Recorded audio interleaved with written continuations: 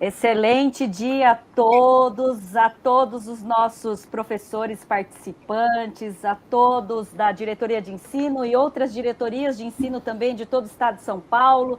Nós temos aí pessoas de todo o Brasil nos vendo no dia de hoje, então sejam todos muito bem-vindos.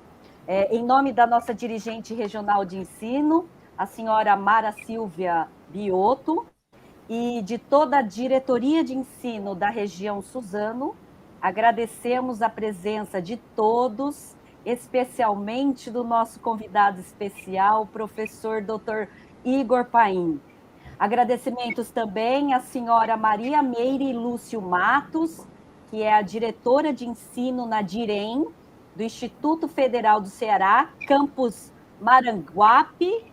DIREM, para quem não sabe, então, é a abreviação para Diretoria de Ensino, para nós é DER, para eles é DIREM, e aos nossos colegas também que estão aqui nessa sala virtual, representando cada qual em suas áreas de conhecimento. Então, agradecimentos aí, gratidão ao PCNP Gelson, que hoje representa as ciências humanas e sociais aplicadas, nos componentes curriculares de História, Geografia, Sociologia e Filosofia, a PCNP Marinete, que representa, então, Ciências da Natureza, nos componentes curriculares Biologia, Física e Química, PCNP Daniela, representando o componente Matemática, e eu, PCNP Márcia Buto, representando, então, com a honra de representar a minha equipe de linguagens e suas tecnologias, compondo aí os componentes curriculares de arte,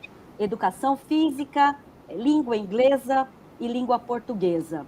Então, hoje, o tema da nossa ATPC é transposição didático-digital e avaliação na aprendizagem nas modalidades de ensino remoto e híbrido.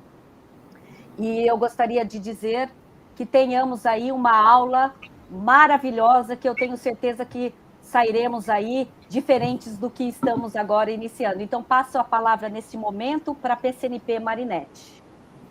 Olá a todos, sejam todos muito bem-vindos e com certeza, Márcia, esse dia com certeza será um dia extremamente produtivo.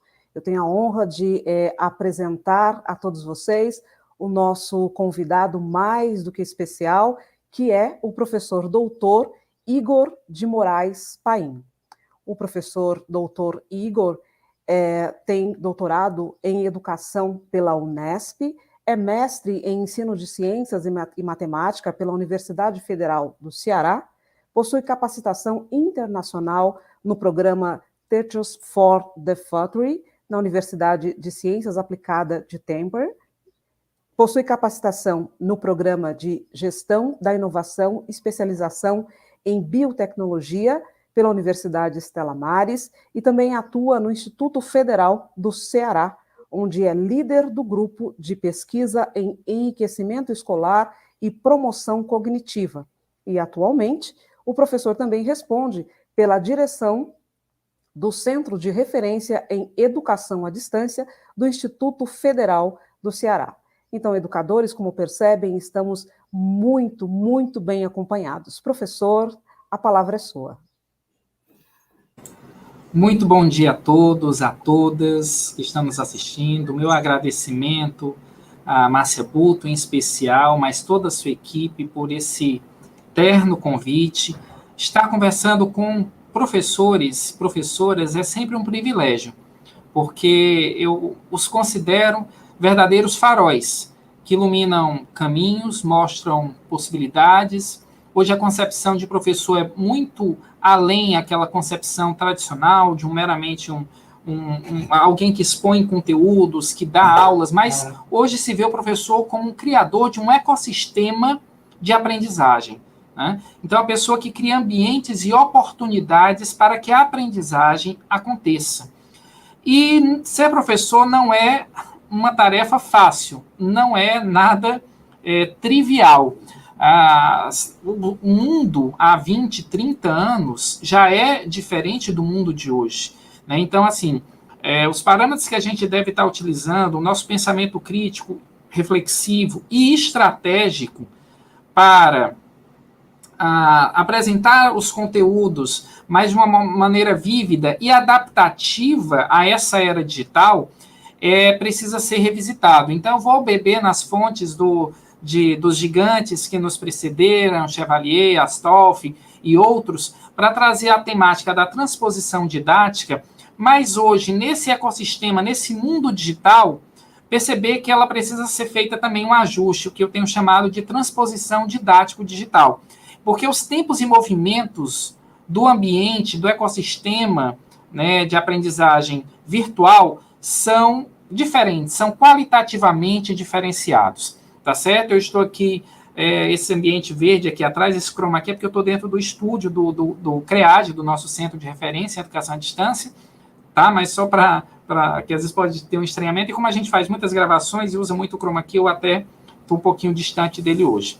Mas é só para informar sobre esse ambiente. Então, a gente traz essa temática, transposição didática, e essa avaliação nessa modalidade remota, né, e na modalidade híbrida. Como é que a gente pode encarar essa questão?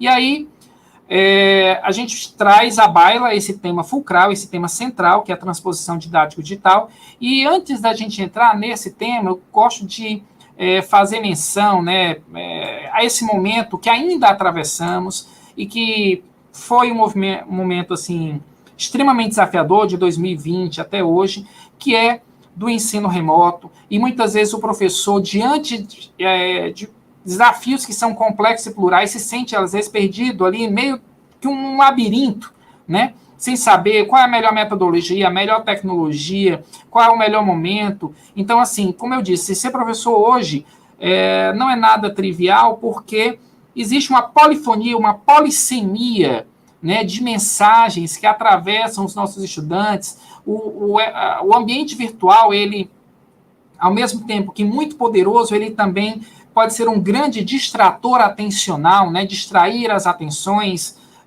com seus convites altamente sedutores, porque o ambiente virtual ele virou um local de realização de paixões, apetites, interesses humanos. Então, assim, competir com isso tudo não é fácil, né? E tornar o ambiente escolar, seja o chão real da sala de aula, o físico, ou o chão virtual, algo aderente, atrativo, lúdico, desfrutável, né? Não é uma coisa que seja para os fracos. Eu sempre digo que a educação é e não é para os amadores.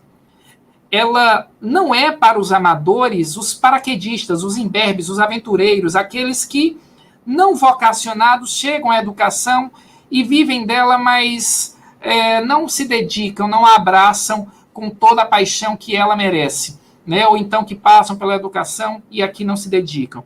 Mas a educação é sim também para os amadores, aqueles que amam, que se dedicam, que se debruçam, porque tudo aquilo que você ama na sua vida, você cuida, você zela e você se aperfeiçoa para, né? Seja a profissão amada, seja a pessoa amada, seja o que for, você vai se aperfeiçoar em direção daquela figura que você se dedica. Então, a educação é para esses amadores, para esses que amam, que se dedicam. Então, eles vão conseguir entender e vencer esses desafios que hoje são muito complexos, são muito plurais. E é claro que a gente precisa ser muito criativo, porque a gente não pode trazer as mesmas soluções para todas as situações. Temos que usar um pouco do pensamento divergente, ou muito do pensamento divergente, a habilidade de encontrar soluções diferentes para os velhos e mesmos problemas. Né? Veja, essa marreta é um instrumento ideal para descascar esse ovo? Certamente não, ela vai esmagar, vai destruí-lo. E se esse ovo fosse considerado aí a metodologia, a sua marreta, né? E o ovo fosse o sujeito, o aluno, que digamos que tem uma necessidade educacional específica, e nem precisa ser voltada notadamente da área da educação especial, né? É claro que uma metodologia tradicional para um aluno autista, dentro do espectro autista, seria algo totalmente inadaptado e agressivo até, né, em muitos momentos. Então, o que você percebe aí é que nós temos que reconhecer que cada aluno é único e tem características, habilidades, interesses, preferências, ritmos e estilos de aprendizagem próprios, e tem conhecimentos prévios que devem ser entendidos e respeitados. E é nesse sentido que a metodologia, a estratégia de ensino, elas têm que se tornar fluente, adaptativa e condizente com cada contexto, tá? Então, assim, eu não venho também ter arrogância de dizer que eu venho trazer as soluções, não, mas eu quero ajudá-los a fazerem perguntas melhores, eu quero trazer conhecimentos para ajudar a gente a pensar, né, e encontrar nossas próprias soluções, porque você, professor, você, professora, que vai fazer de maneira discricionária as melhores escolhas para os desafios que precisam ser enfrentados, né, os desafios da educação, do ensino, da aprendizagem. Então, o que eu quero mostrar para vocês é que nada está pronto, nada é definitivo, mas você, ampliando o seu cardápio didático e pensando melhor em como fazer a transposição didático-digital, você vai conseguir atingir os objetivos de aprendizagem junto com seus alunos. Eu sempre faço algumas considerações iniciais do tipo assim: hoje, a gente precisa confrontar a realidade encontrada nas instituições tradicionais, né? Eu estou usando aqui um mapa conceitual, tá, pessoal? Com as novas possibilidades educacionais. E essas possibilidades são inspiradas, né, nos melhores sistemas educacionais do mundo. Eu tive, assim, a oportunidade, o privilégio de parte do meu doutorado estar em uma capacitação na Finlândia, no programa Teachers for the Future, né, na verdade, esse é o nome do programa brasileiro, né, em parceria com o MEC, mas lá é Vocational Education and Training, né, um programa de treinamento vocacional para professores vocacionais, aqueles que estão ligados ao ensino mesmo. E aí lá eu pude perceber o que é um sistema educacional de excelência, né, porque eles têm alguns pilares, eles focam aí nas metodologias ativas, que eles lá chamam de Active Learning, as tecnologias educacionais digitais, a customização do processo de ensino e aprendizagem, o investimento da educação aliançada com o empreendedorismo, e não só empreendedorismo econômico, mas o social também, e eles fazem verdadeiramente a inclusão de todas as pessoas, de todos os alunos. E aí, isso me inspirou muito, me modificou radicalmente na minha percepção sobre a educação, sobre os limites, possibilidades e oportunidades que a educação de vanguarda traz para transformar de fato a realidade. E hoje, eu costumo usar uma metáfora que é o cardápio didático. O que é o cardápio didático? É como se, assim, se você fosse num restaurante, né, e você chegasse lá no restaurante e segunda-feira só tivesse um prato, e o garçom dissesse assim: hoje o prato é arroz, feijão, bife e salada. E aí você, tudo bem, né? Só tem isso, eu vou comer isso. Aí na terça-feira você vai de novo e o garçom diz: aqui nós temos arroz, feijão, bife e salada. E na quarta, e na quinta, e na sexta, certamente você ficaria incomodado, porque você teria uma repetição ad nauseam e o pior ad infinitum. Então, assim, nós precisamos ampliar o nosso cardápio didático, a oferta de soluções educacionais, metodológicas, tecnológicas, que em consórcio, em concerto com C, de harmonia, de afinidade, tá certo? De orquestra, você poder criar esse ecossistema mais diversificado, porque volto àquela premissa que cada aluno é único e, portanto, usar o mesmo procedimento, né, ad eternum, você faz com que a pessoa diminua, no mínimo, a criatividade dela, estimule a sua passividade, coloque ele terceirizado no processo, secundarizado no processo de ensino-aprendizagem. E o estudante é o alfa e o ômega do todo o processo de ensino-aprendizagem. Então, a gente precisa ampliar a nossa oferta, né? Não apenas termos aulas, palestras. Uma aula palestra, e você fala mal da aula palestra, não, de forma alguma. Existem excelentes aulas palestras, né? E a gente investe-se delas, mas se ela for o único recurso que nós temos, nós deixaremos a desejar enquanto professores do século XXI, tá certo? Se no passado isso foi bom, né? Também era a única visão que podíamos ter, né, a mera transferência oral, mas hoje a gente pode fazer tantos recursos, podemos fazer a gamificação, existem mais de 60 métodos ativos, né, que eu trabalho nos meus cursos, diversas tecnologias de interação, então vamos usar e ampliar esse cardápio didático, usar aí o Active Learning, a metodologia, e esse cardápio didático eu digo que é metodologia e tecnologia, eu sempre digo, eu comparo a metodologia à alma do ensino e a tecnologia o corpo do ensino.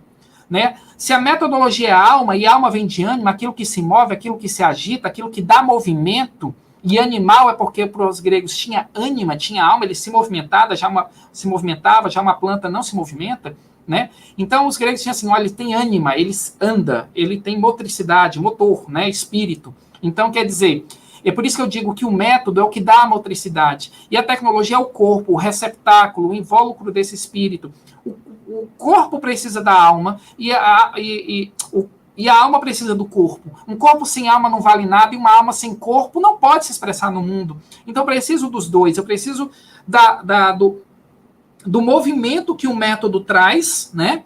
Que método vem de caminho a ser seguido, né? Um caminho movimentado, um caminho interessante, lúdico, desfrutável, instigante, que desenvolva a autonomia, que permite que o aluno desvencilhe-se sozinho, caminhe com as próprias pernas, construa os próprios conhecimentos, mas também o corpo abriga, dando possibilidades, dando canais. Veja, na pandemia, o corpo, a tecnologia foi essencial. Sem ela, não poderia, nem ninguém poderia se comunicar com os nossos alunos, né? Mas também um corpo esvaziado de conteúdo não consegue também chegar a todos. Eu posso ter a melhor tecnologia, as melhores ferramentas, o melhor computador, e se minha aula for morosa, estilo século XIX, XVIII, ou jesuítico, ainda lá para trás, com certeza não terei rapport, empatia com esses alunos e não conseguirei chegar até eles. Então, a gente precisa também ampliar esse cardápio didático, considerar a customização, que eu já disse, né, que cada aluno é único e tem um conjunto de rubricas. Essas rubricas não é o Igor Paim que inventou, tá certo? Se fosse eu, né, teria sido aí um gênio dos critérios, das rubricas de avaliação e acompanhamento, de follow-up dos alunos, mas, na verdade, são critérios internacionais que são considerados, né? E aí a gente percebe que, fazendo isso, a gente também consegue customizar, vai começar a identificar, desenvolver talentos e atrair talentos para a escola. E esse consórcio todo promove o desenvolvimento educacional, promove o desenvolvimento institucional, né, e leva as escolas para o século XXI. Então, esse pressuposto é fundamental para que a gente possa ampliar, né? E vamos também quebrar paradigmas, tá certo? Isso é muito importante, quebrar paradigmas, essas correntes que nos prendem ao atavismo, né, à passividade, aquela visão do estudo centrado no professor e nos conteúdos e não nos alunos, que são o alfa e o ômega de tudo, né? O aluno é a peça fundamental, né? Então, aqui nós dedicamos nossas vidas para a aprendizagem deles. Então, é claro que a docência é um ato de amor, né? Mas é um ato com amor, e que a gente recebe também esse amor e esse crescimento. Então, a docência,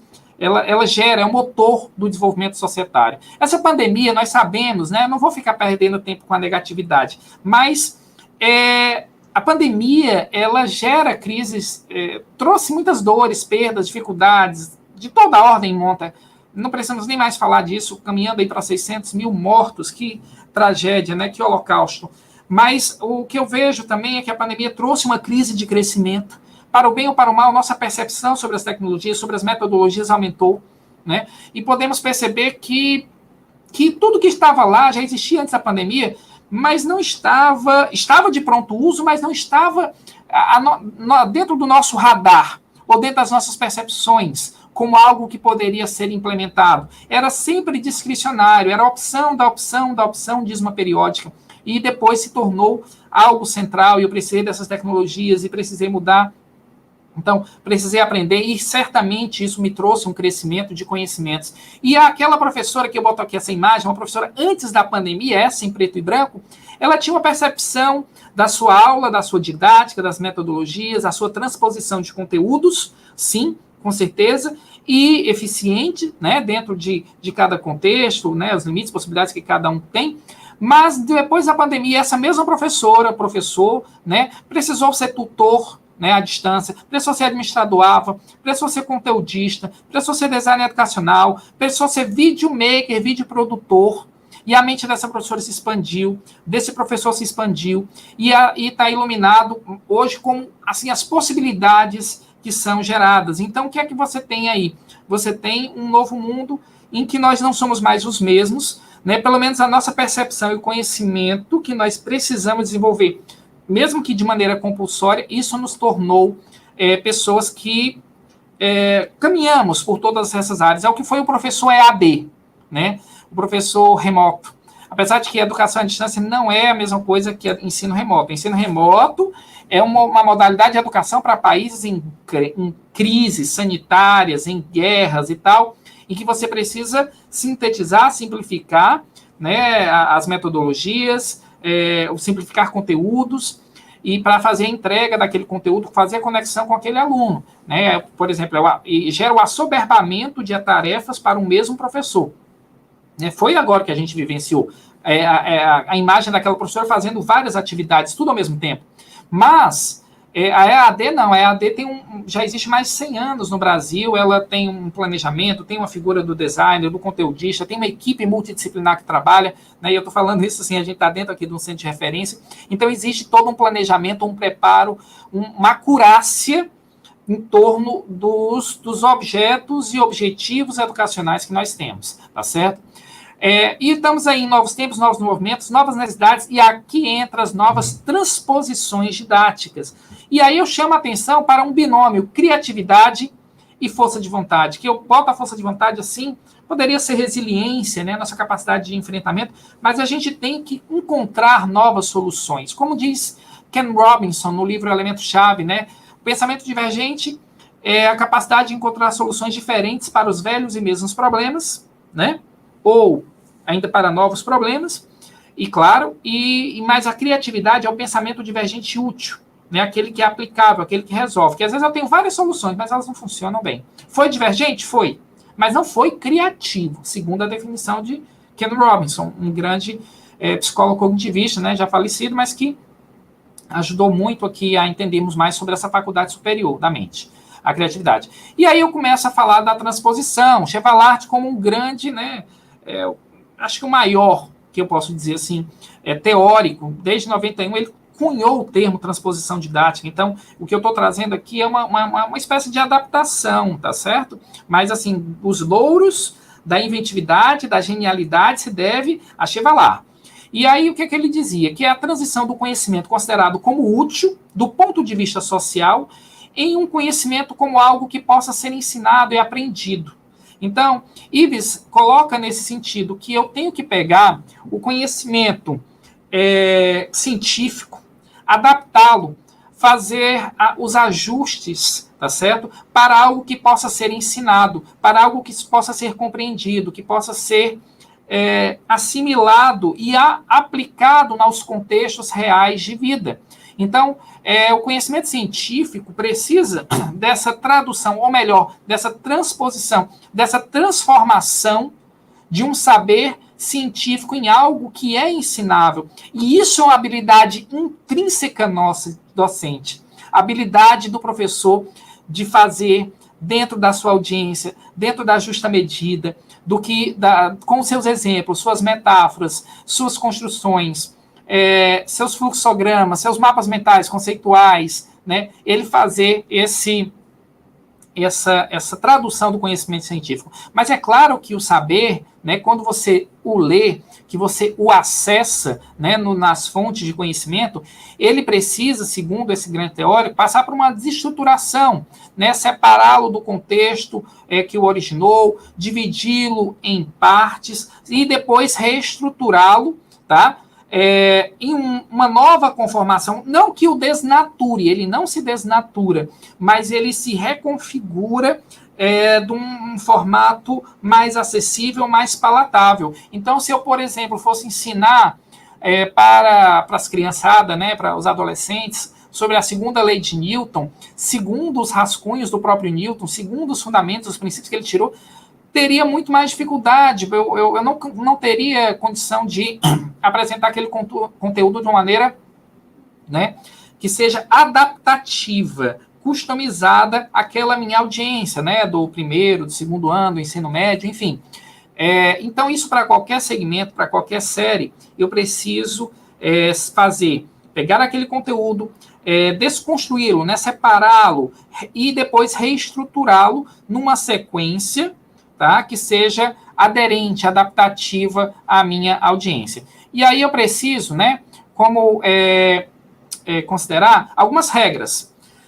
Dentro desse processo, que a Astolfi já vai avante um pouquinho, né, na teoria do Chevalier, ele diz assim, a gente precisa modernizar o saber escolar, atualizar o saber escolar, articular o que é novo, o saber novo, com o saber antigo, transformar um saber em exercícios e problemas, ou seja, aplicá-lo, né, e tornar um conceito mais compreensível. Olha o que é interessante, ó.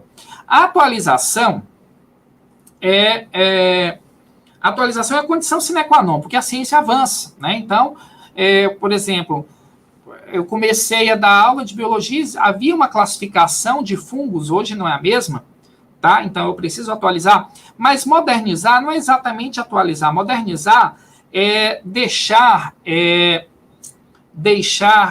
aquele saber mais conectado, mais adaptativo aos tempos odiernos, né? Então, pode ser a sua forma de veiculação, a sua forma de apresentação, né, o canal que eu utilizo para que aquele saber chegue. Então, pode fazer parte dessa modernização sobre essas 5 regras, né?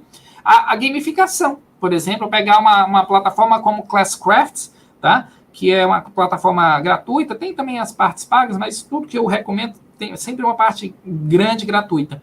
E transformar lá nos mundos daquele jogo de RPG, né, cada mundo ser o mundo dos seres vivos, se eu estou dando seres vivos para meus alunos, né, então tem aquele mapa, aí o que seria ali um continente, seria o reino Fungi, o outro é o reino Protista, o reino Monera, e cada reino tem os seus desafios, e tem os seus avatares, e tem os seus personagens. Então, eu dei uma nova cara, uma nova apresentação, né, mais aderente com as gerações atuais, né, que gostam, que vão aí pela lógica da gamificação. O game, ele é algo, assim, sempre discutido, né, mas tudo que se discute muito é porque tem sempre um prisma, tem vários lados, né, que você pode perceber lados bons e lados ruins, mas a gente pode se apropriar do que é bom e tornar aquilo ali útil, tá certo? Então, assim, a gente atualiza, a gente também conecta o novo com o antigo, porque o antigo, ele dá sentido ao novo, tá certo? Porque é uma concatenação, um alinhavamento de pensamento que vai se construindo, então nada de olhar para o passado e desprezar, ou menosprezar, ou então até destratar, né, pensadores pelo que eles pensavam, sempre dentro de um contexto. Aristóteles dizia que a sede da mente era o coração, né? Então, quer dizer, foi uma coisa boba, ele era fixista também, era uma coisa que hoje a gente já sabe, mas nunca poderíamos desprezar o contexto de um saber antigo, porque ele está sempre adequado ou relacionado à sua época e ao tempo social. E a gente tem que também transformar o exercício, o conhecimento em problemas, e também tornar ele o mais compreensivo possível, né, que envolve aí um cardápio didático que pode ser lançado mão. E aí o ensino remoto, eu já falei, eu não vou assim perder muito tempo, né, porque eu já disse que ele é natureza emergencial, de países em calamidade, e o ensino remoto, ele não pode durar por muito tempo, ele tem que acabar, né? E assim, o que fica no lugar? Fica, na verdade, o que já existia, só que hoje melhor percebido e melhor investido, que é a EAD. E também fica o ensino híbrido, que pode ser uma ampliação aí das nossas possibilidades. O que é o ensino híbrido? E aqui eu recomendo, até eu coloquei a capa de um artigo super fácil de você achar, né, do Christensen Institute, que é ensino híbrido, uma inovação disruptiva, uma introdução à teoria dos híbridos. É um artigo longo, 50 e poucas páginas, você talvez vá ler em 2 sentadas, né? Leio aqui a metade e depois leio de novo, mas ele apresenta os 7 tipos de ensino híbrido que a gente precisa considerar, tá certo? E aí eu não vou ter muito tempo de explicar, vou pegar um, que é o mais famoso, para explicar, tá certo? Mas você vai ver no artigo que tem os modelos rotacionais, rotação por estação, laboratório rotacional, sala de aula invertida, que é o Flipped Classroom, e a rotação individual. Esses são modelos sustentados ou sustentáveis. Por quê? Porque eles são inovações na educação, mas não são radicais. Por quê? Porque a maior parte do tempo da experiência da aprendizagem é no ambiente presencial. E a menor parte é à distância. Então, quando você tem modelo híbrido, você pode ter tem uma característica, parte da experiência da aprendizagem é presencial e parte é mediada por tecnologia, né, no ambiente virtual de aprendizagem, no AVA. Mas o tempo e a importância das ferramentas e a importância das interações vão variar. Se você estiver falando de um ensino híbrido mais disruptivo, tá certo? Como Flex, o à la carte, o virtual enriquecido, você vai ter, certamente, uma condição de possibilidade, uma flexibilidade para pessoas que não têm muito tempo para o ensino presencial e vai só para a escola para um experimento de laboratório, né, por exemplo, no modelo Flex. Então, quer dizer, o tempo da experiência da aprendizagem maior é virtual. É claro que vai ter algumas coisas de desvantagens, como um estranhamento. A gente ainda vem de uma sociedade que ainda, assim, predominantemente entende a educação presencial, mas, inevitavelmente, vai haver essa confluência, essa mistura desses dois ecossistemas, tá certo? E a gente, acho que bater de contra, né, ir de encontro, ou seja, contrário a isso aí, não vai ajudar. Então, é entender que a gente precisa ter uma visão de consórcio, de concílio, tá certo? Entre o que a gente chama aí de blended learning, quer dizer, o ensino híbrido, com o ensino tradicional. Então, misturar o ensino presencial com o ensino à distância. E, é claro, existe também o e-learning. O que é o e-learning? Quando o ensino é todo pela internet, tá certo? Então, é diferente, também um pouquinho. Mas seja no blended, seja no e-learning, seja no presencial, em todos eles eu posso usar metodologias ativas. Em todos eles eu posso colocar o aluno como centro do processo do ensino e aprendizagem. Eu posso estimular o desenvolvimento da autonomia, estimular suas habilidades cognitivas, socioemocionais e morais também.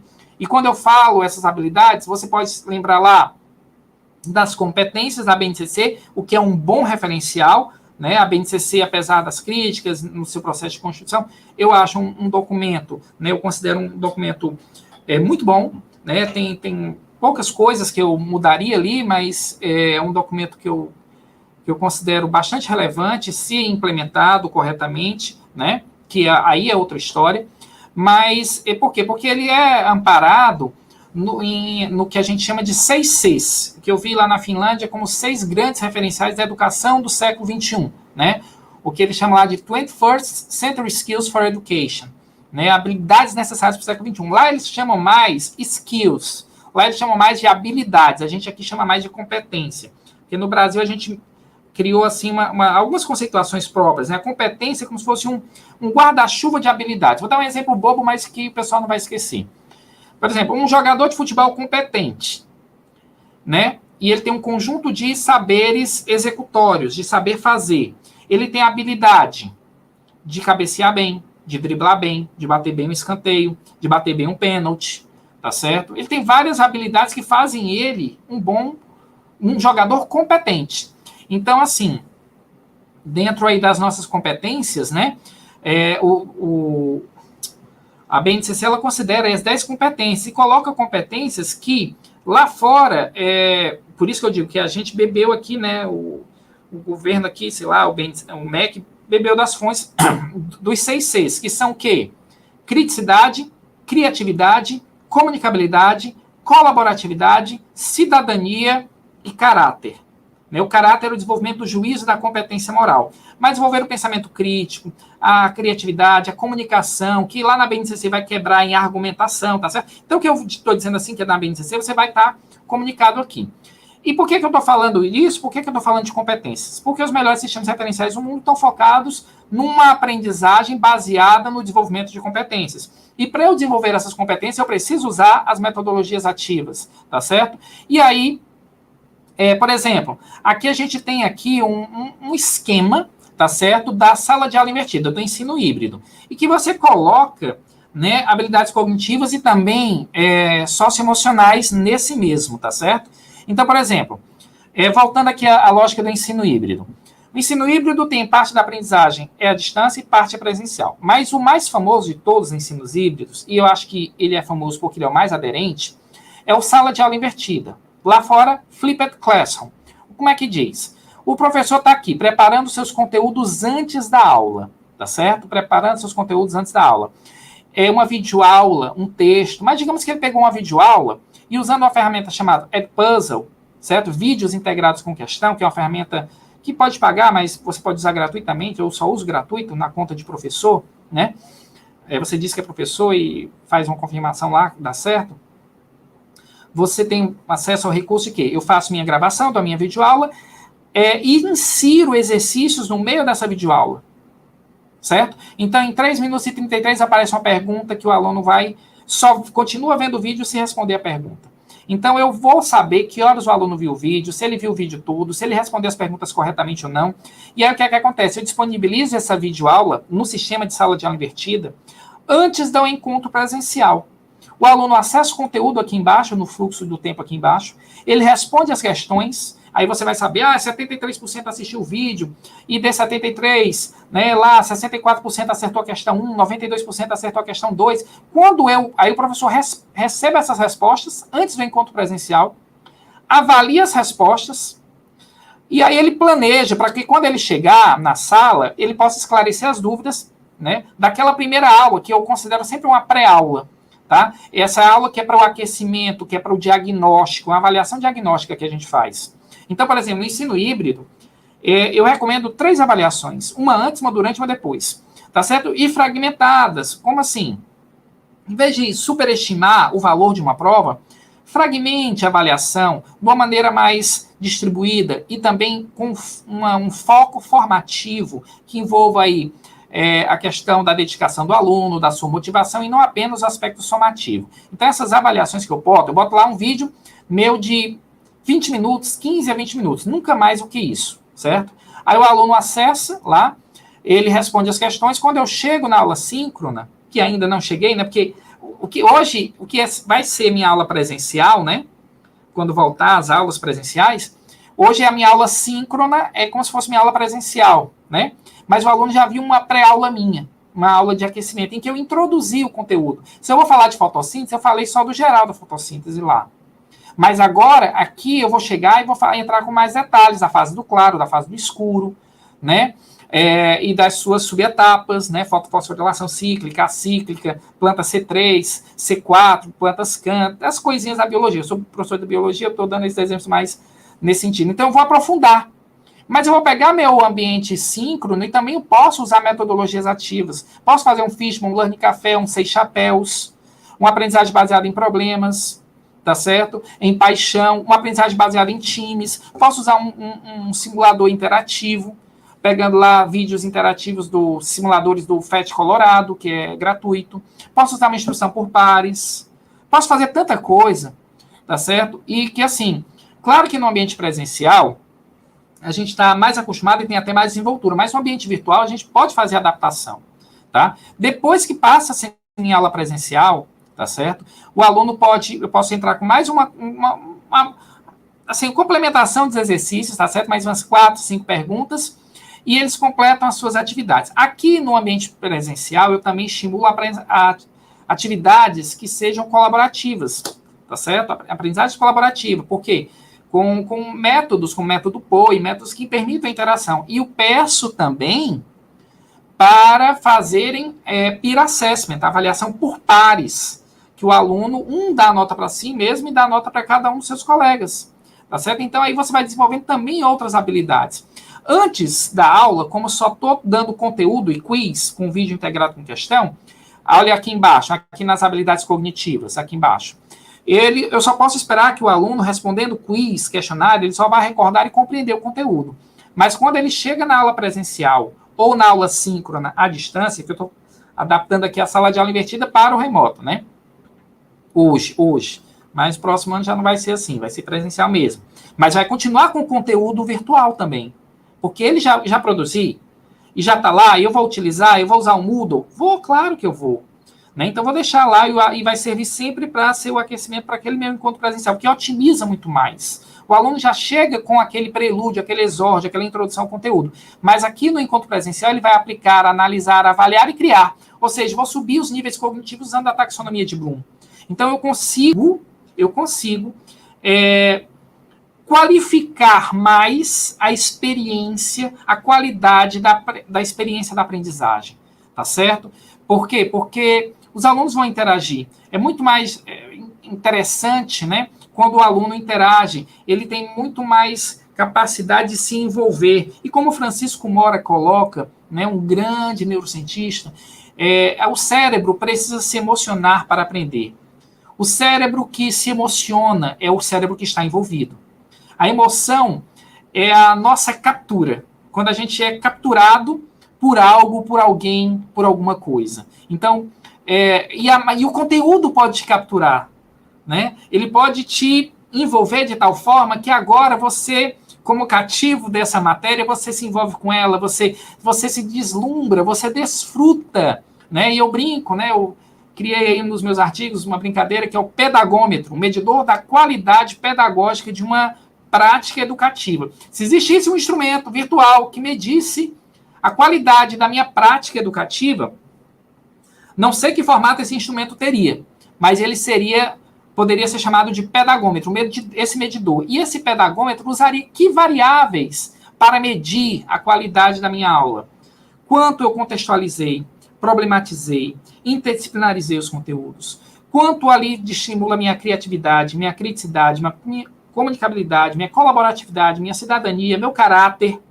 Quanto aquilo ali desenvolve nos alunos a autonomia, a capacidade dele andar com as próprias pernas e construir os próprios conhecimentos, tá certo? E quanto ali desenvolve a ludicidade, aquilo que é, e a desfrutabilidade, aquilo que torna a experiência verdadeiramente algo em primeira mão, algo que eu participei, algo que me envolvi, algo que se misturou comigo.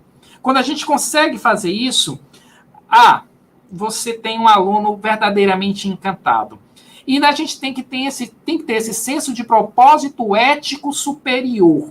Por que eu digo superior? Porque é um senso de propósito que aquilo que eu quero, posso e devo fazer, e é superior porque aquilo ali impacta a vida de milhares ou milhões de pessoas quando a gente analisa a longo prazo. Tenhamos orgulho da docência, porque a docência é o que impacta vidas. Somos todos faróis, como eu já disse. E aí, essa sala de aula invertida, esse ambiente presencial, eu posso, segundo o critério dos objetivos de aprendizagem de Bloom, trabalhar com mais níveis cognitivos, mas também níveis, habilidades também socioemocionais, como motivação, autonomia, perseverança, autocontrole, resiliência, colaboração, tá tudo aí no slide, tá certo? Vocês depois podem olhar com calma e a Márcia Buto vai passar para vocês, né, transferir para vocês isso aí direitinho. Igor, e como é que eu posso fazer isso aí? Eu digo o seguinte, olha, para a gente fazer essa adaptação do conteúdo, para a gente usar melhores metodologias, as melhores tecnologias, a gente tem que ter objetivos de aprendizagem que sejam smarts. Quer dizer, estou me apropriando aqui de um conceito lá da gestão de projetos, tá certo? Não fui eu que inventei, não. Mas que eu acho que cabe totalmente para um professor que está gerindo a sua disciplina e planejando suas atividades. O que é o SMART, de esperto, de inteligente? É um objetivo de aprendizagem que seja específico. Qual conteúdo, que competência eu quero que os alunos desenvolvam, que habilidades eu quero que eles desenvolvam, que conteúdos a gente vai abordar, né? Aonde eu quero chegar, esse específico. Mas também tem que ser mensurável, mensurable. Que é o que é mensurable? É que é aquilo que eu consigo medir. Então, eu estou usando que parâmetros para medir meu objetivo de aprendizagem? Eu estou usando apenas avaliações somativas, questionários, ou eu estou usando avaliações diagnósticas, avaliações formativas? Eu estou usando o que os finlandeses chamam de Outcomes Assessment, quer dizer, avaliação por resultado de aprendizagem, o que o aluno entrega, o que o aluno faz em primeira mão. Ele produziu um edublog, ele produziu uma paródia, ele fez uma videoprodução, um documentário, né?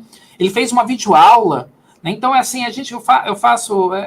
eu gosto de, né, agora da pandemia não deu, mas a gente fazia o festival de vídeos, que os alunos apresentavam vídeos documentários, e às vezes eles faziam de Darwin, né? Por exemplo, se fantasiava de Darwin, eu vi, assim, bolei de rir, a menina se fantasiou de Darwin, né? Botou a barba, para contar, explicar a teoria da evolução, das cenas principais do Darwin jovem, Darwin adulto, Darwin mais maduro. Então, quer dizer, vamos usar isso aí, formas diferentes de mensurar a aprendizagem, porque o ser humano, ele é holístico, ele não é unifacetado, ele é multifacetado. Todos nós somos multidotados, temos inteligências múltiplas, né? Por mais que a escola tradicional só queira olhar para o ser humano nas suas inteligências acadêmicas, linguístico-verbal, lógico-matemática, visoespacial, Nós temos muito outras inteligências, intrapessoal, interpessoal, a inteligência corporal sinestésica, musical, é só ver a teoria lá do Gardner, você vai ver. Agora, seu objetivo é achievable, ele é alcançável, está do tamanho dos seus braços e pernas, quer dizer, dentro do seu planejamento, então não adianta só ter um objetivo bonito, legal, se ele não tiver dentro do contexto real de implementação. E ele é realistic, ele é realístico, quer dizer, esse realistic, segundo a teoria, quer dizer, ele versa sobre problemas do mundo real, ele contextualizou, ele problematizou, ele interdisciplinarizou, tá certo? Quer dizer, ele está dentro de um contexto vívido, prático. É claro que, por exemplo, se você trabalha na andragogia, né, com adultos, EJA e tal, você sabe que tudo tem que estar conectado ao mundo real por pressuposto básico, por motivação, né? Mas também isso não apesar de ser um pilar fundante da andragogia, mas em toda a pedagogia, em todo o ensino, seja de qualquer faixa etária, a gente tem que versar sobre o mundo real. Porque eu sempre digo o seguinte, o mundo está muito complexo, está muito plural, tem muito problema de toda ordem e monta, e está muito doloroso o mundo. A gente precisa ajudar as pessoas a pensarem mais e melhor e de maneira resolutiva, né? Só uma pessoa, que eu brinco, só uma pessoa com uma séria lesão neural para estar feliz com o mundo do jeito que está. O mundo está com muitos problemas, então a gente precisa ter discernimento para fazer esses enfrentamentos, né, e preparar essa meninada para esse mundo, tá certo? E time ou timely quer dizer, esse meu objetivo é time, mas na verdade é timely, né? Quer dizer, está dentro do meu tempo de execução, se parece com achievable, mas do que eu consigo, o achievable é o sentido geral, eu consigo realizar com meios, materiais, métodos, implementar esse objetivo, tecnologia, etc. Certo?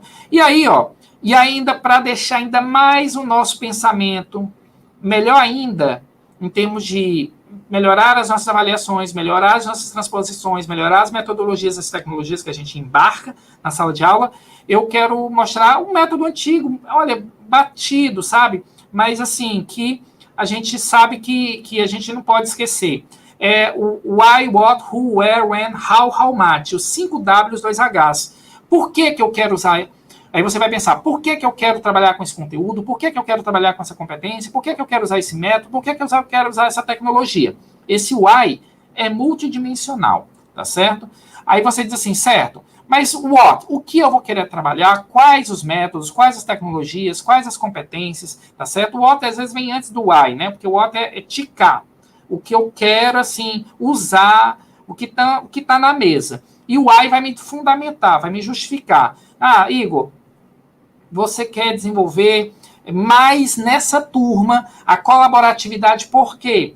Porque eu estou percebendo os alunos muito ilhados, e eu estou percebendo, às vezes, até uma certa animosidade entre eles, então vou colocar eles para terem experiências trabalhando juntos, né? Então vou começar a usar ali o Fishbowl, vou usar o Learning Café, o painel integrado, vou usar aprendizagem baseada em projetos, em problemas, em times. Então, eu vou usar métodos que mexem mais com a colaboração. O método POE, tá certo? Então, esses métodos vão justificar. Who? Quem vai estar envolvido?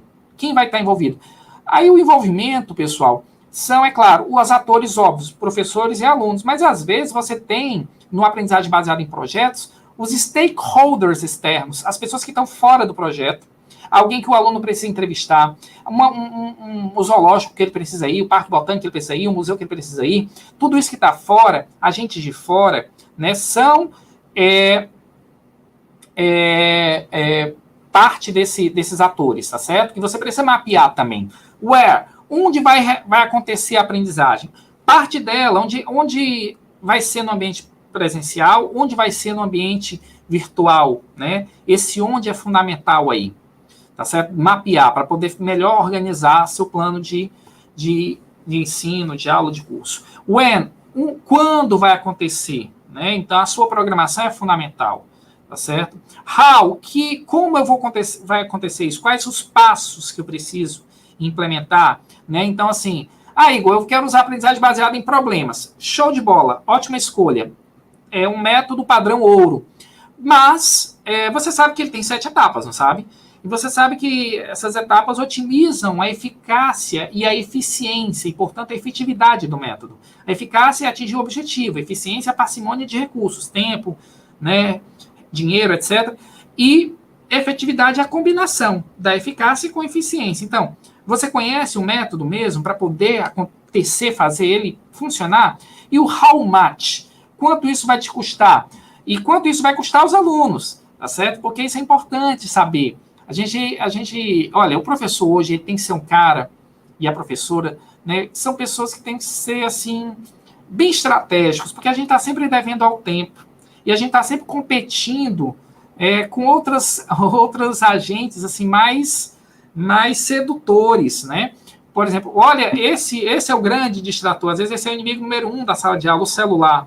Na verdade, ele fica puxando, drenando a energia dos nossos alunos, e prejudicando, inclusive, a aprendizagem. A própria neurociência coloca aprender, de uma maneira bem grosseira, tá? Do ponto de vista neurocientífico, é a compreensão combinada com a memorização.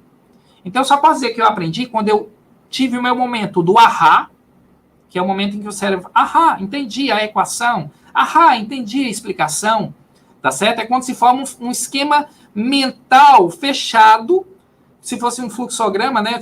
Quando você junta todas as partes para a pessoa fazer assim, compreende, tá certo? Porque se você tirando partes ou elementos desse fluxograma, desse esquema mental, o aluno não pode faltar os elementos para ele compreender. Então, assim, o momento do ahá é fundamental, mas eu tenho que memorizar. Só que para eu fazer esse ahá, né, esse esquema mental, eu preciso da memória de curto prazo, né, que é a memória operacional. Porque o que é memória operacional? Aqui o professor está fazendo, bem simples o exemplo. O professor escreve aqui uma linha na matemática, né? Aí depois ele resolve um pouquinho, aí diminui a linha, depois vai. Para cada etapa que o professor está escrevendo, na resolução daquele cálculo, o aluno que acompanha fica lá, entendi. É como se fosse micro-arrás, certo? Pequeno entendimento, entendi isso aqui. Essa outra linha, ok, entendi. Entendi. Até chegar no final, fechou, entendi tudo. Mas, entenda agora, para cada micro-ahá, a sua memória que guarda informação de curto prazo para formar esquemas mentais é a chamada memória operacional. É como se fosse a memória RAM do computador. Tá? Eu faço essa metáfora para dizer o quê? Que é a memória que roda os aplicativos.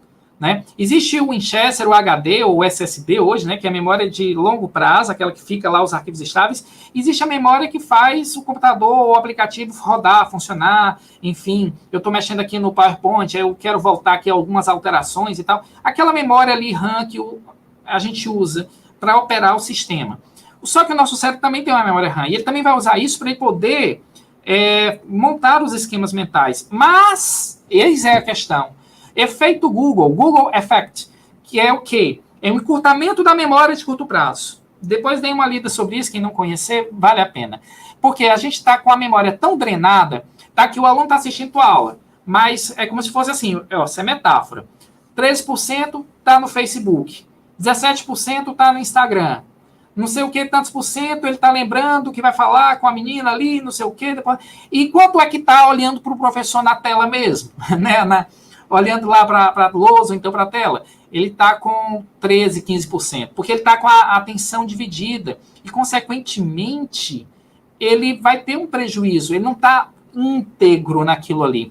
Então, a gente precisa entender essas facetas, né? Então, hoje o mundo é muito... A gente tem coisas boas demais, né? Tem um livro, Michel... rapaz, esqueci o sobrenome agora dele, mas é Fábrica de Idiotas Digitais. Veja o desafio que é esse livro. Ele está só em espanhol e francês, não foi em inglês. Ele não está em português ainda não. Mas dá para ler. Assim, quem não dominar os idiomas, mas assim, pelo espanhol, você já consegue entender muita coisa. Mas assim, dê uma lida, que é um livro forte, tá certo? Que fala desse prejuízo cognitivo ou de erro. Mas então, quanto custa? Quanto esse método vai puxar dos alunos? Quanto de dedicação de tempo, de energia mental, isso tudo precisa estar nesse cálculo do professor. E aí, pessoal, aqui agora, que não é o tempo focado da nossa palestra hoje, eu só vou fazer uma citação, tá certo? De tecnologias digitais, de metodologias, várias metodologias eu tenho explicado lá no meu canal do YouTube, tá certo? Quem quiser pode dar uma olhadinha, se quiser. E, assim, são possibilidades do cardápio didático, tá certo? O nosso objetivo era mais dar uma noção de transposição didático digital, apresentar os objetivos SMART, objetivos 5WH, fazer essa contextualização e elencar, né? Eu não vou ter tempo de explicar as tecnologias nem as metodologias, mas fica, assim, como tarefinha de casa, tá certo? Como homework, para você dar uma olhadinha. O que é o corpo do ensino, as tecnologias digitais?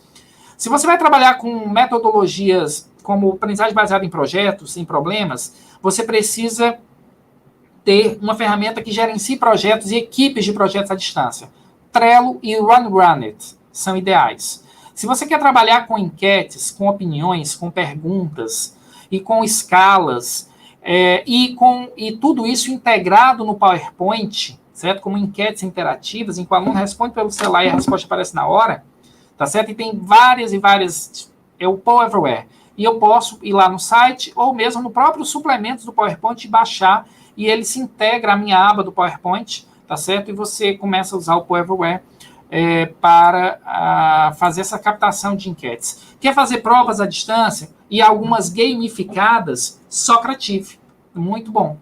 Quer fazer quizzes interativos, divertidos, com musiquinhas, com medalhinhas? Pode ser o Kahoot, mas também o Quizzes, tá certo? Que também são bons para isso. Então, eu estou falando aqui das ferramentas que incrementam a experiência da aprendizagem, mas que não são aspecto central da aprendizagem, tá certo? Ele é o acessório, ele segue o principal. Ah, Igor, mas eu quero aquela história lá dos vídeos integrados com questões. É fundamental aqui para uma sala de aula invertida. Aí você pode usar o Playposit, que é pago, tá certo? Mas eu recomendo mais o Edpuzzle, tá certo? Porque ele tem muito mais, assim, recursos de graça do que o Playposit vai te oferecer de graça. Então, aqui eu posso parar o vídeo, aparece um exercício, responde e continua vendo o vídeo.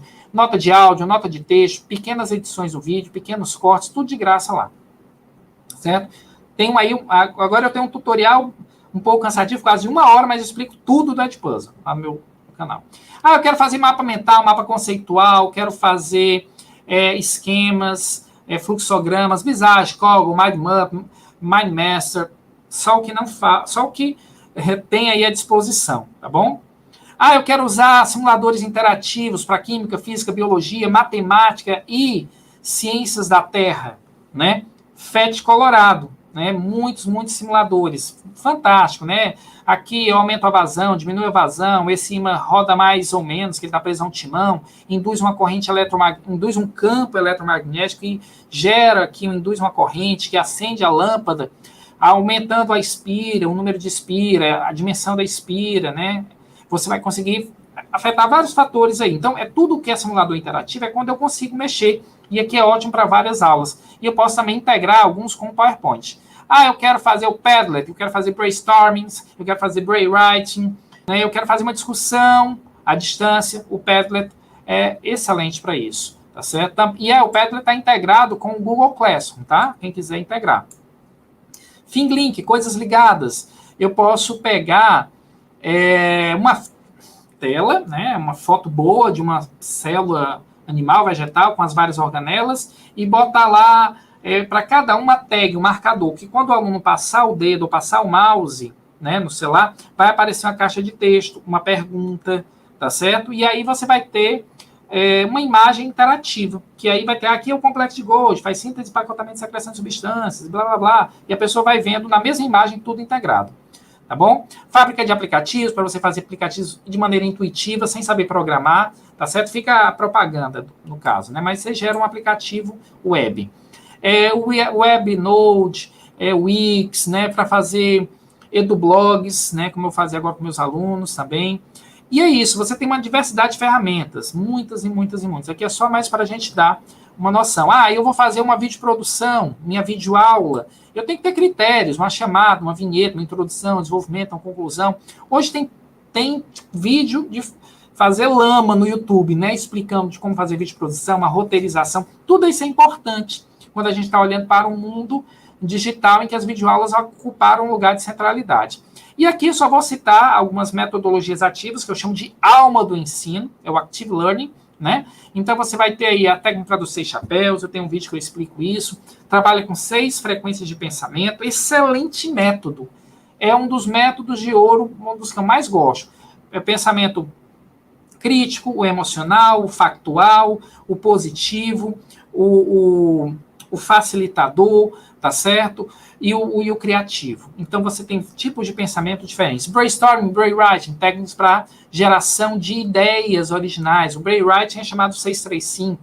6 pessoas dão 3 ideias dentro de 5 minutos, tá certo? Alguns chamam de papel voador, né? Alguns chamam assim.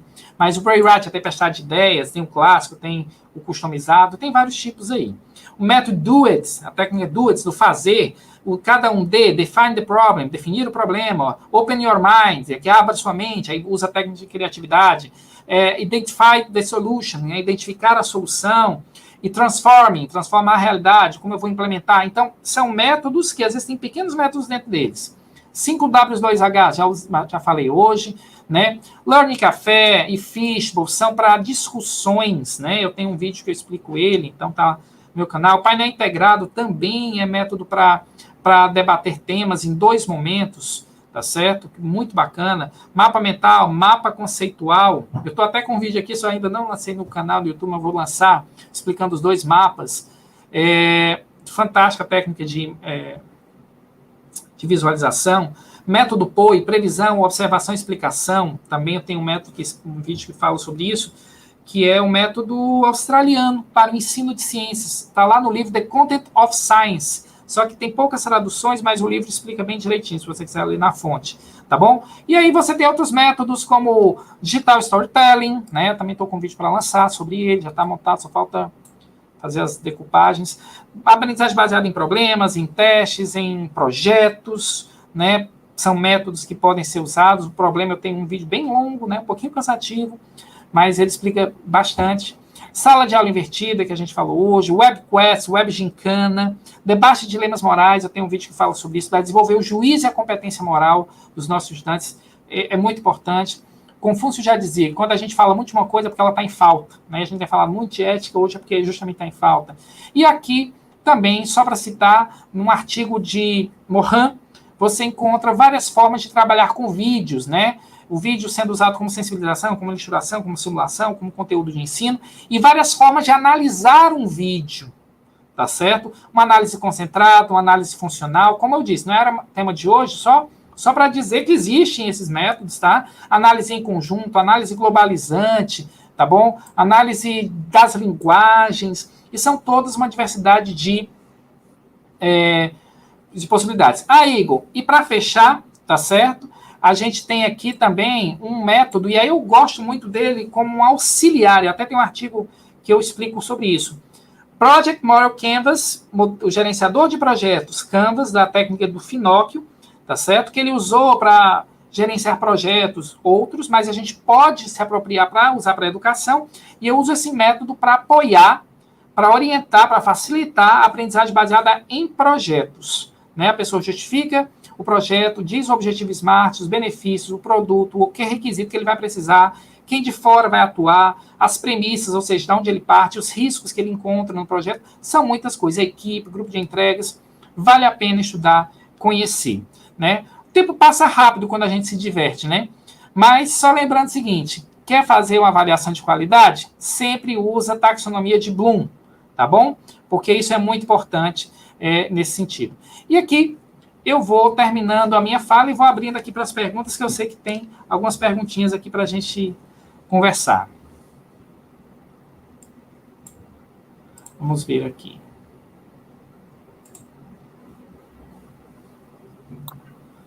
Nossa, professor, olha, o chat está bombando de contribuições, então eu vou pedir aos meus colegas que durante toda a palestra do professor. Gratidão, professor, por estar compartilhando este dia de muito aprendizado. Eu tenho certeza que, assim como eu, que tive uma aula maravilhosa durante um curso que estive fazendo aí no início desse ano, muitos professores que estão acompanhando, o senhor está aí cheio de perguntas, então eu passo a palavra neste instante para o Gelson, que ele fará aí a pergunta, depois a gente dá continuidade, tá, professor? Tá ótimo. Parabéns, professor, pela palestra. Ontem eu li alguns artigos sobre tecnologia na educação, e aí tinha uma afirmação que diferentes gerações tinham níveis variados de interesses e aceitações a inovações. Eu vou fazer duas perguntas. Eu gostaria que você falasse um pouco com relação a essa afirmação desses interesses, com relação às gerações. E eu vou selecionar uma, a geração X. A outra pergunta relacionada à transposição didática o saber sábio, aquilo que foi produzido pelos cientistas, antes de chegar lá no chão da sala de aula, como você falou, ele passa por alguns crivos, né?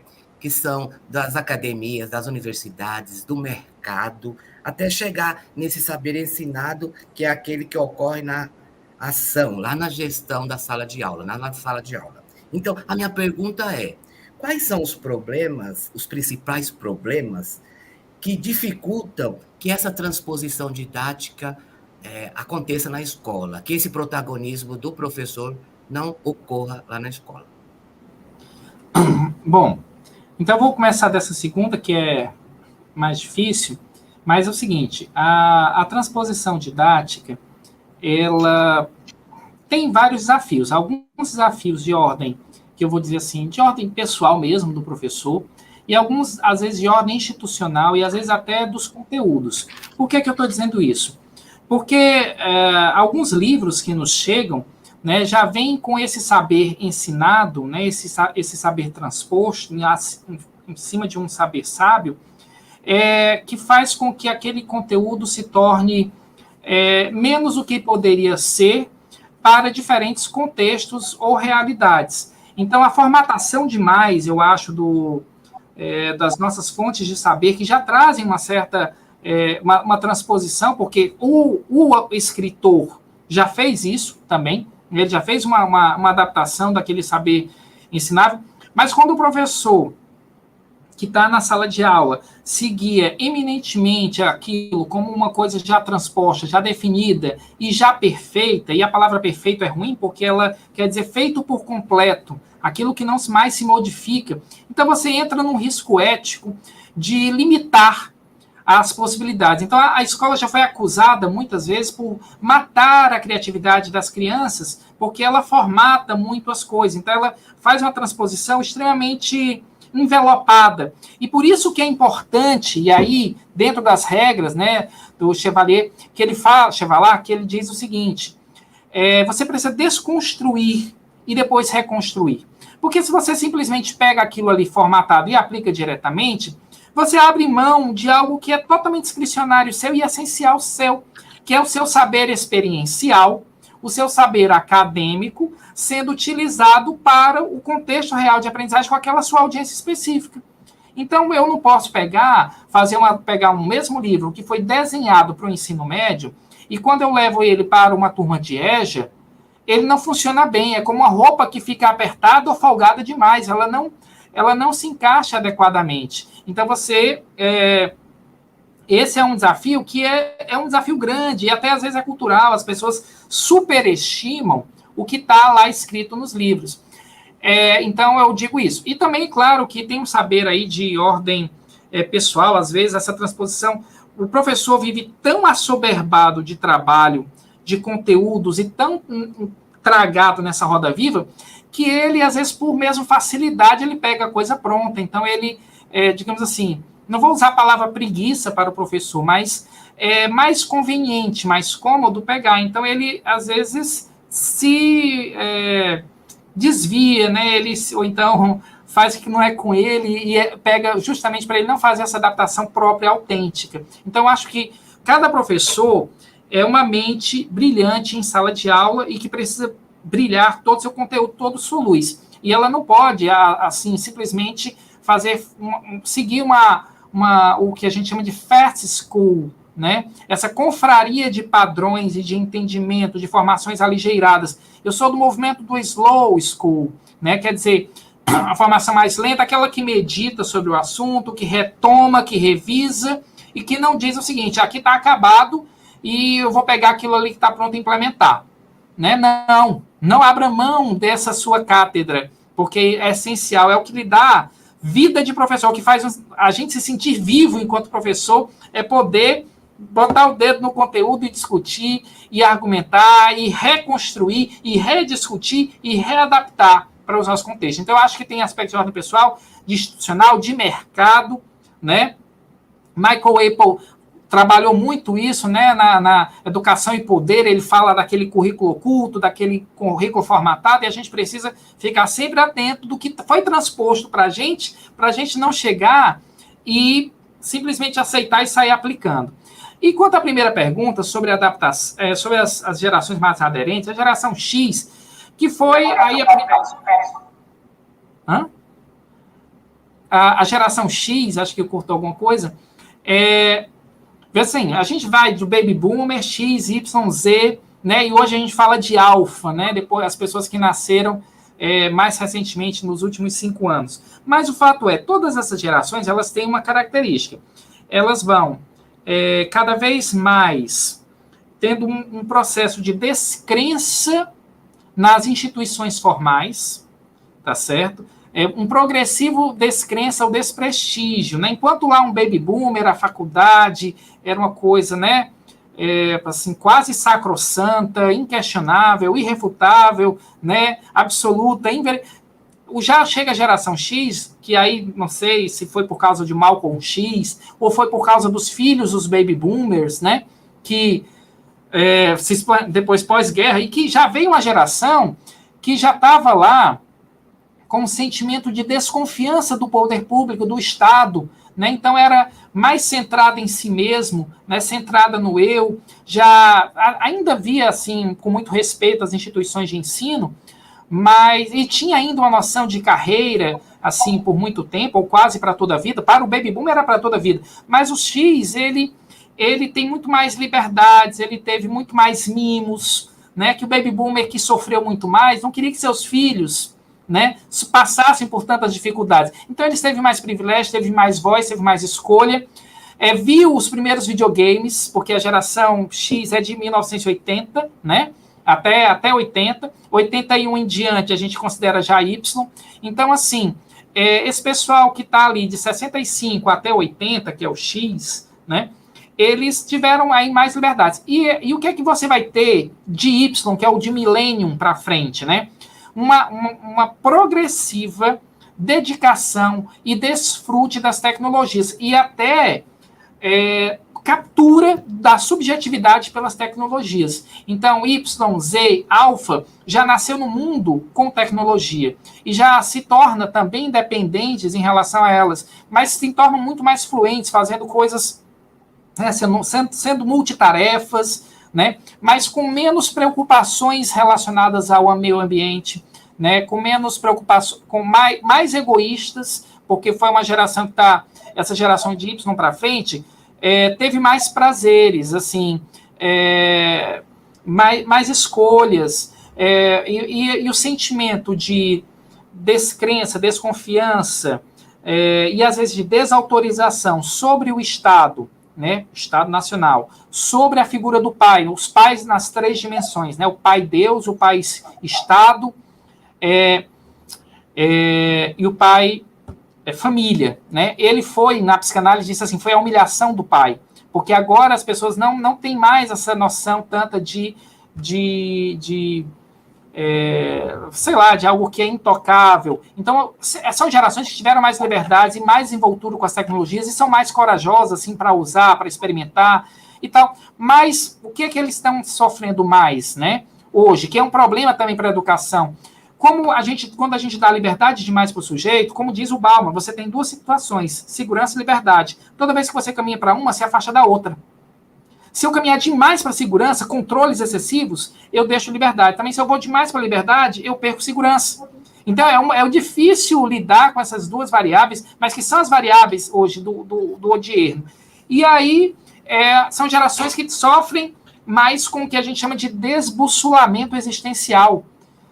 Uma espécie de falta de projeto de vida, sofrem mais de depressão mais cedo. Tem menino quase crianças já sofrendo de depressão, porque também são atravessados por intensidades que é difícil para eles administrarem.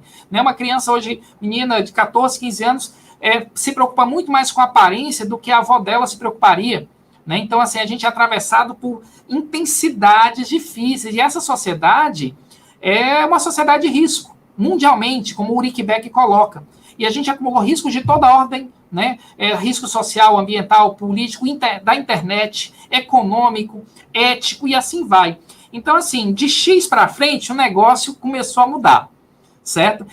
E todos eles têm uma progressiva aderência e uma predileção pelas tecnologias. Então, o Y gosta mais e se afeiçoa mais que um X, um Z mais que o Y, e o alfa, então, já nasce aquela criança ali que está com 5 anos, já está com um tablet na mão, e que a gente tem que ficar atento, porque o uso de dispositivos com menos de 5 anos de idade, as pesquisas mais recentes da neurociência mostram que prejudica o córtex pré-frontal, essa região que é o centro da raciocínio, memória e emoções. Então, a gente também está prejudicando.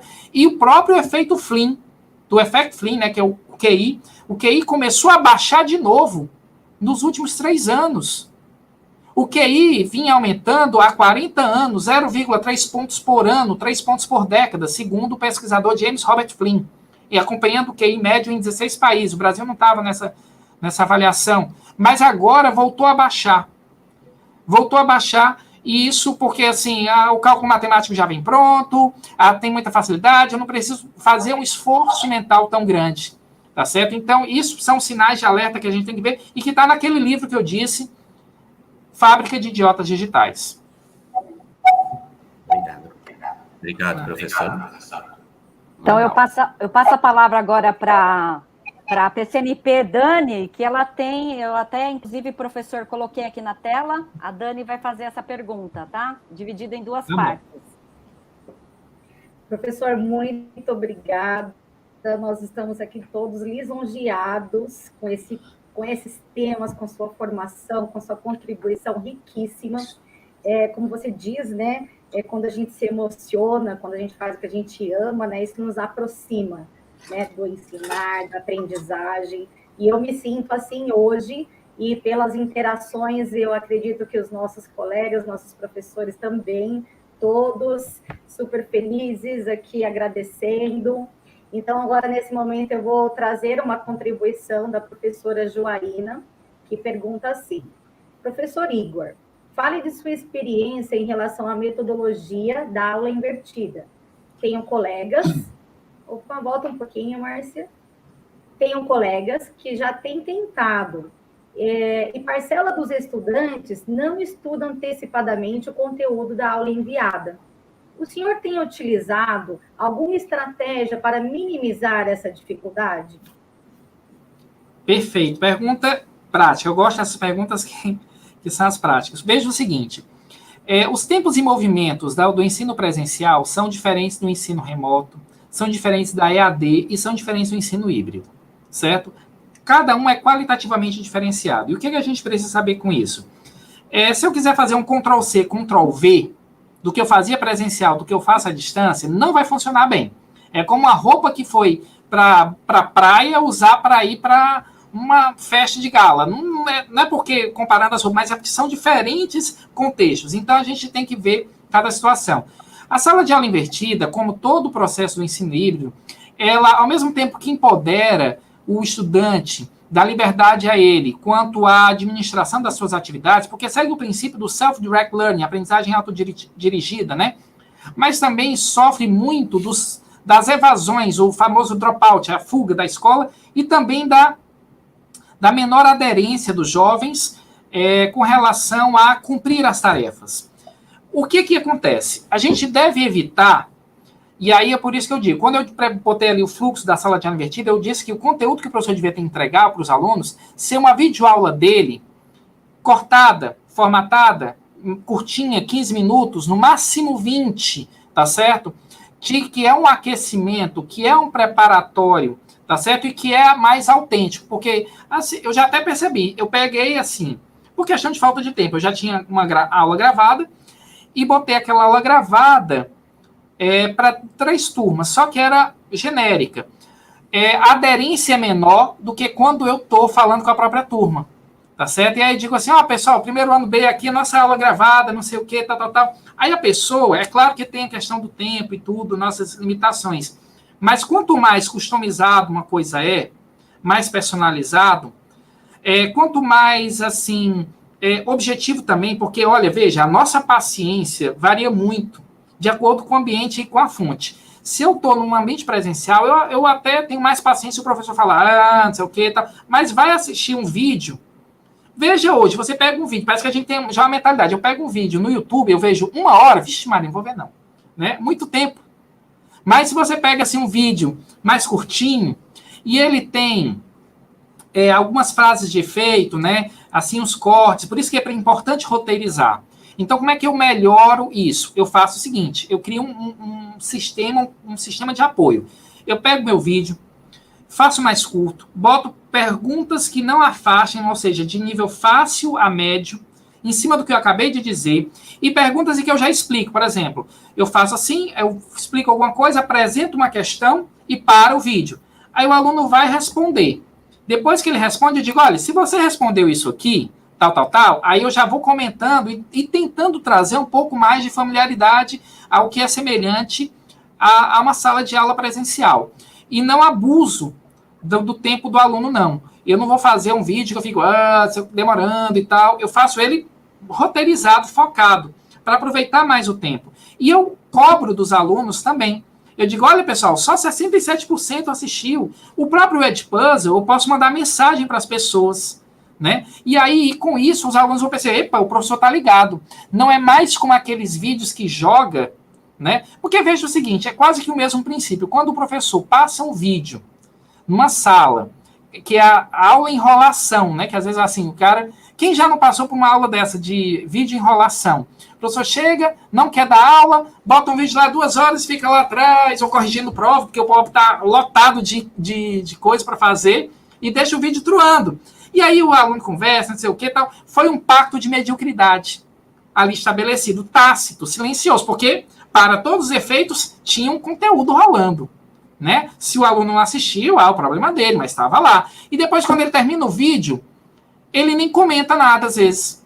Terminou, tocou, já, porque o vídeo, às vezes, é cravado, as aulas que ele precisa. Ele toca e o vídeo ainda não terminou. Diz, pessoal, próxima aula tá. Então, a aula foi um pequeno cinema que não estava tão direcionado, tão compromissado. O aluno faz uma leitura disso. Quando ele vê a aula, professor, é vídeo hoje, Por quê? Porque ele não vai fazer um esforço.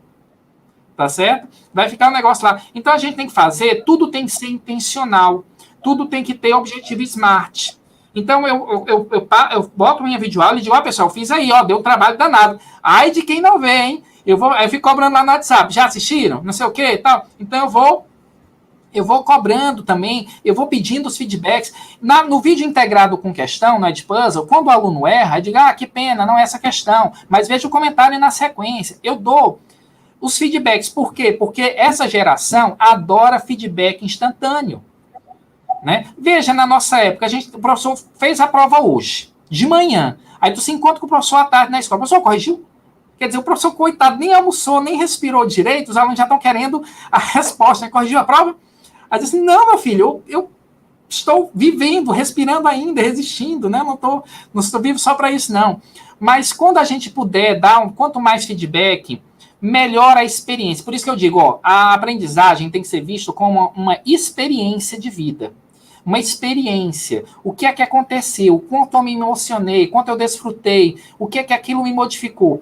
E aí, por isso que eu fico usando as redes sociais, eu fico usando esses feedbacks instantâneos. Eu posso gamificar dando pequenas medalhinhas, pontuações. Olha, pessoal, a cada 100 pontos, se você assistiu todos os vídeos e respondeu todas as questões, aí eu uso a gamificação. Você ganhou pontos porque tem pontos de vida, né? E tem pontos de experiência. O ponto de vida é a nota, o ponto de experiência são outras atividades. Isso dentro da lógica da gamificação, mas isso é uma outra conversa que a gente teria que ter.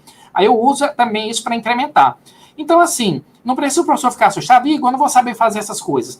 Mas fortaleça o seu sistema de follow-up, de acompanhamento. E deixe vídeos mais curtos, aposte mais no vídeo que no texto.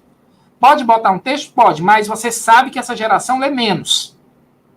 Então, se você fizer toda a sua sala de aula invertida só com texto, você vai ter mais dificuldade, tá certo? Então, incremente texto e vídeo, tá certo? E bote um vídeo mais curto, mais focado e que traga o feedback instantâneo que você valorize. Quando você entrar em sala, você diz, olha, pessoal, tantos por cento acertou. Aí o aluno tá vendo que você acompanha, tá certo? Porque também se eu jogo só o vídeo, ninguém assiste, eu também não faço nada por isso, e depois reclamo, peraí, né? Então... Excelente, professor. Muitíssimo obrigada. Eu estou aqui, cada momento, aprendendo sempre mais com você, viu? Já tive a oportunidade de entrar no seu canal do YouTube, convido todos os colegas, maravilhoso. E agora eu vou passar a palavra para a nossa amiga Marinete, que também vai fazer as suas contribuições. Muito obrigada, professor. É isso, professor. E da mesma forma, eu não quero ser redundante, mas preciso registrar, né, os meus agradecimentos, porque o senhor emociona os nossos cérebros, tenho certeza, né? A todos nós que estamos acompanhando e tendo essa oportunidade de aprender. Mas, professor, de uma forma muito breve, pensando nessa importância de fazer a tradução do conhecimento científico para o conhecimento a ser ensinado, né? Eu queria que o professor desse um exemplo do principal cuidado que nós precisamos ter para fazer a tradução, tornar palatável, sem empobrecer esse conhecimento. Perfeito, muito boa pergunta, né? A primeira coisa, olhar para a audiência, para quem eu vou falar, meu público, né? Se eu estou no 9º ano, e outra coisa, meu público dentro da mesma série, da mesma escola, porque tem turmas e turmas, né? Tem aquela turma que o professor entra na sala de aula, se benze antes, né? Alguns professores já... E tem outro lá, agora eu vou lá para a turma de aprofundamento e tal, ali é só tranquilo, mel na chupeta, vai ser tranquilo. Eu sou professor há 21 anos, então já ouvi de todo nas salas de professores, né? Então, como todos vocês. Então, é o seguinte, conhecer bem a nossa audiência, porque um método que funciona bem para uma turma não funciona bem para outra. Para um assunto e não para outro. Para uma matéria e não para outra matéria. Então, essa justa medida é essencial para que a transposição fique bem feita, porque a transposição ela não é feita só com a oralidade do professor. Ela é feita com a experiência e o método a ele consociado, a ele embarcado, aquela explicação. Então, se você utilizar, por exemplo, eu quero fazer a explicação dos conteúdos usando o método POE, previsão, observação e explicação. Ele é bom para ensino de ciências, porque ele tem 3 etapas, a previsão, em que eu faço a motivação, eu faço a introdução e faço a elicitação das questões. Então, por exemplo, se eu fosse um professor de ciências e estivesse dando fases da Lua, eu chegaria assim, vou explicar a motivação. Pessoal, vocês já pensaram sobre como a Lua influenciou na humanidade? A lua de sangue, a lua cheia, as superstições e tal. Eu faço os alunos entrarem comigo naquela viagem, né, naquelas elucubrações mentais. Aí eles vão assim, vão se motivar, e a lua, não sei o quê. Mas por que ela se apresenta assim de formas diferentes? Vamos ver aqui algumas variáveis. Aí eu passo para a introdução. Tem a rotação, a translação, a luz do Sol, a sombra da Terra sobre a Lua e tal. Eu não estou explicando ainda como se forma a Lua nova, a Lua cheia, a Lua minguante, a Lua crescente, não estou. Mas eu estou dizendo as variáveis que ele precisa ter em mente, tá certo? Para eu poder fazer essa tradução. Aí depois eu faço... Aí o que é que acontece? Esse método ele é ativo por excelência, que ele força um pouquinho a barra. Por quê? Porque antes de eu explicar propriamente, eu coloco a pergunta. Aí eu venho e elicito. Eu digo assim, olha, com base nessa nossa conversa inicial, desenha aí, em grupos de 5, a Terra, a Lua e o Sol nas diferentes fases da Lua. Aí eles vão lá, não sei o que, mas eu acho que é assim, não sei o que, tal. Mas sem usar a internet, hein? Tem que puxar da memória. Não sei o que, tal. Nesse momento. Aí, segunda questão, se você estivesse no hemisfério norte, olhasse para o céu e fosse lua cheia, alguém no hemisfério sul também veria lua cheia? Aí a pessoa, vixe, aí será que...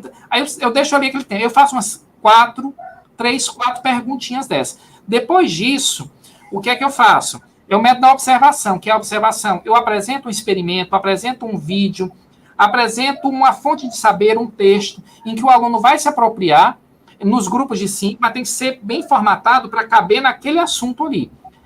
E para eles discutirem e verem se a explicação que eles deram na fase da introdução combate direito com o que ele está lendo, da explicação formal, mas é o aluno que está lendo, né? Não é o professor que está explicando, ou o aluno que está vendo o vídeo, ou o aluno que está vendo o simulador. Aí, depois da observação, eu peço para eles anotarem. Aí eu passo para a terceira etapa, a explicação. A explicação, o aluno volta para as questões da introdução e retifica ou ratifica.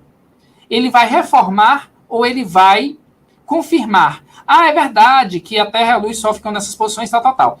Depois que eles fazem isso, eles fazem aí uma explicação por par, assim, uma discussão entre eles, entre grupos, e aí só depois disso, com base no que os alunos fizeram, isso demora mais ou menos 1 hora, tá certo? Quando o aluno também já se acostumou com o método POE, né? Que eu uso ele para fazer uma transposição para vários conteúdos, que ele é um método que nasceu para o ensino de ciências. Aí depois eu vou fazer uma minha explicação mais formal daquele conteúdo. Então, assim, uma boa transposição, eu digo que começa com uma boa sondagem, com um bom diagnóstico, porque o professor, ele é o expert do conteúdo lá. Ele já sabe a justa medida de quando ele deve avançar ou não, mas o essencial é que ele o faça baseado na necessidade, no conhecimento prévio, nas características daquela audiência. Porque a melhor transposição é aquela que é feita para aquela turma, para aquela sala, certo? Para aquela equipe de alunos. Porque quanto mais, se eu quero fazer uma coisa que sirva para todo mundo, você concorda que eu vou ter que formatar um pouco? Que eu vou ter que... né? Porque vai ter diferenças. Então, a melhor transposição é aquela que está combinada, no meu ponto de vista, né? Humildemente, naquela experiência em que eu dou uma sondada prévia com os alunos, vejo mais ou menos o que eles estão sabendo sobre a história, e depois eu vou trazendo conteúdo, adaptando aquilo ali. E eu gosto de usar o método POE porque ele me provoca uma resposta prévia, uma avaliação diagnóstica e uma experiência de partilha entre eles, antes de eu falar. Tá certo? É muito diferente, depois que eu vou explicar, se eu tiver chegado na Terra e o Sol, tem essas fases aqui, não sei o quê, aí ficasse desenho, aí já estaria tudo pronto. Tá certo? Então, para mim, a regra da transposição é seguir aquelas regras de Hausdorff, modernizar, atualizar, conectar e tal, beleza? Seguir as orientações do Chevallard, essencial, mas para mim eu estou de olho na turma. Eu estou de olho no feedback que eles estão me dando em tempo real, tá certo? E aí eu vou avançando e vou pegando se eu vou trazer mais ou menos conteúdos para fazer essa adaptação. E uso os métodos para me ajudar. Então, o que me define a transposição é um moto, um lema dos finlandeses. Eles diziam assim, ó, nunca esqueci, professor, fazendo a tradução livre, tá? Professor, um dos limites da capacidade do seu ensino é o limite do conhecimento que você tem sobre seus alunos. Talvez seja o maior limite. Quanto menos eu sei sobre os meus alunos, suas realidades, suas dificuldades, seus interesses, seus ritmos, menos qualidade eu vou ter na minha aula. É condição sine qua non. Perfeito, professor. Muito obrigado por esse cardápio de provocações cognitivas que nos levam a uma aprendizagem significativa. E a você também, Márcia Buto, que nos proporcionou tudo isso, por essa articulação maravilhosa. O nosso muito obrigado em nome de todos os educadores. Márcia?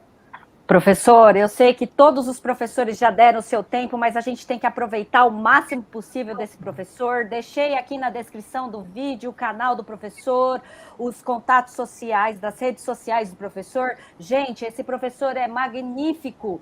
Tenho certeza que entramos nessa ATPC de uma forma, estamos saindo cheio de um cardápio gigantesco de metodologias ativas. Eu que sou fã, professor, de metodologias ativas, tecnologias digitais, e você trouxe uma gama, um amplo cardápio. Mas tem uma frase, professor, que eu fiz questão de colocar aqui no banner, e eu quero que... minha frase favorita.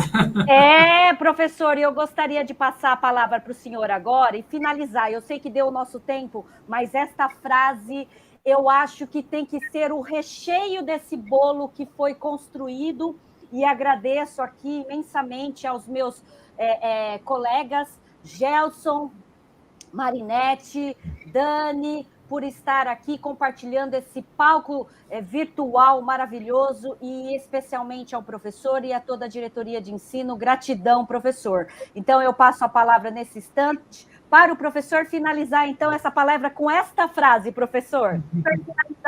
Um grande prazer. E essa frase é um brocado em inglês, né, que foi usado pelo presidente americano, né, e também por Joseph Ranzulli. A rising tide lifts all boats. A maré crescente eleva todos os barcos. E aí a gente entende a maré como o nosso nível educacional, a qualidade de experiência e de aprendizagem que as pessoas têm. E quem são as pessoas? Os barcos. Quando esse nível educacional sobe, todos os barcos sobem, todos eles navegam, exploram o mundo e desfrutam o que é o viver, né? Deve-se viver com conhecimento e com níveis e parâmetros elevados de percepção, de criação, de conhecimento. Mas se a gente baixa o nível educacional, a gente cai no risco ético de alguém encalhar. Porque quando os barcos encalham, toda a sua potência, todo o seu devir é corrompido, é bloqueado. Então, nosso senso de propósito ético é justamente esse: elevar as marés, elevar os barcos e deixar eles navegarem pelo mundo. Muito obrigado. Eu só tenho a agradecer a todos vocês. Maravilhoso, professor. E até mais, professores. Parabéns a todos. Um grande abraço a todos, pessoal. Muito obrigada. Até mais. Obrigado. Tchau, tchau.